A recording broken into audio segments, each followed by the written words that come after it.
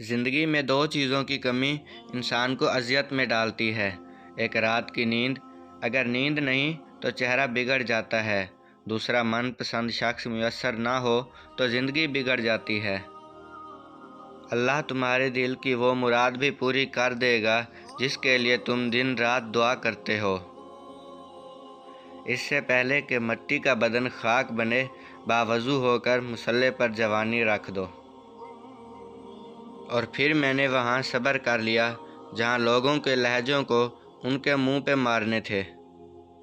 اللہ پاک ایسا وقت بہت جلد لائے گا جب تم اپنی آنکھوں سے اپنے لیے معجزے ہوتے دیکھو گے۔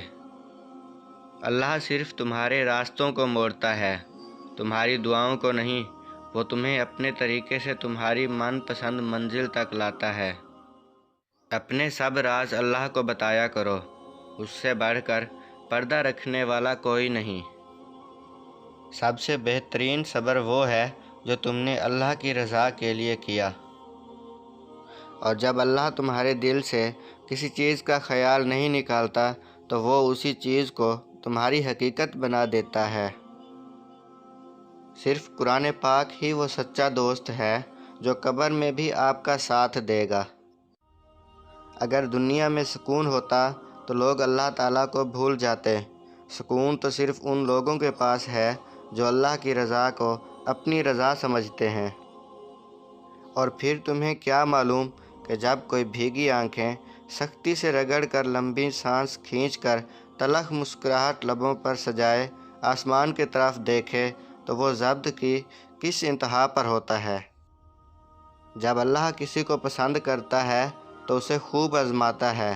بس تم صبر کرنا، کیونکہ صبر کرنے والوں کی منزل جنت ہے۔ اور تقدیر اللہ کے ایک اشارے پر بدل جایا کرتی ہے۔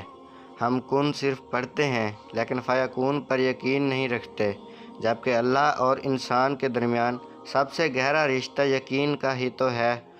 تم توکل تو رکھو، وہ بہتر لے کر بہترین دے گا۔ زندگی میں ہمیشہ اکیلے چلنا سیکھو۔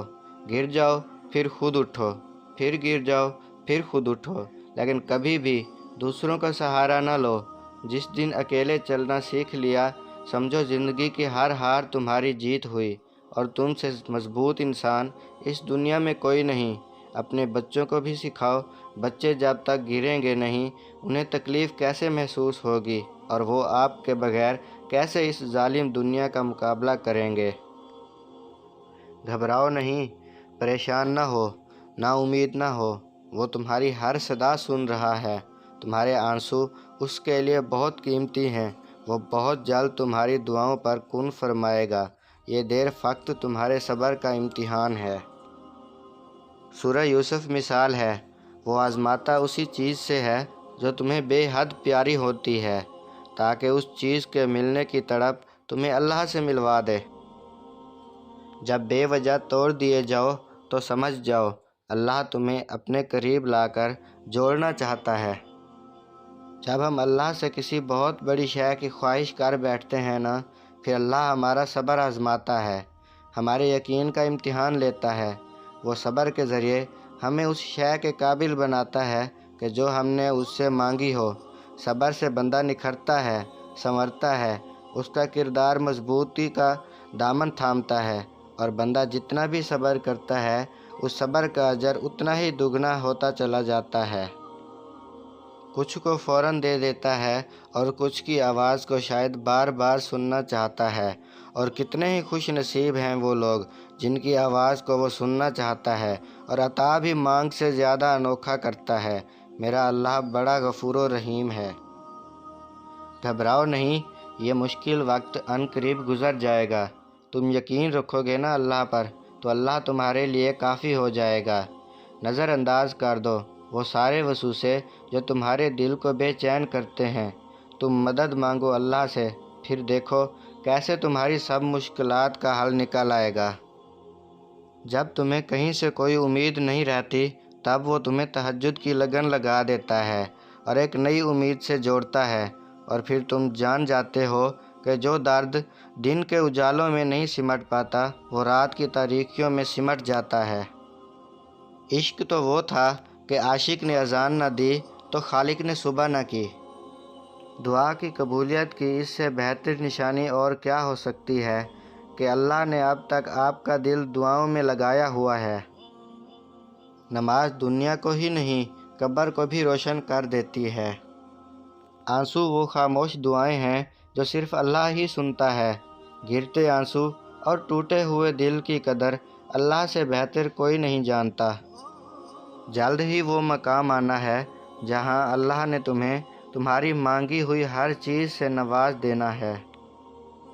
اچھا کھاتے ہو، اچھا پیتے ہو، اچھا پہنتے ہو، بیماری سے پاک ہو، کسی کے محتاج نہیں ہو تو کہو الحمدللہ۔ دعا کے سوا کوئی چیز تقدیر کو نہیں ٹالتی ہے اور نیکی کے سوا کوئی چیز عمر میں اضافہ نہیں کرتی ہے۔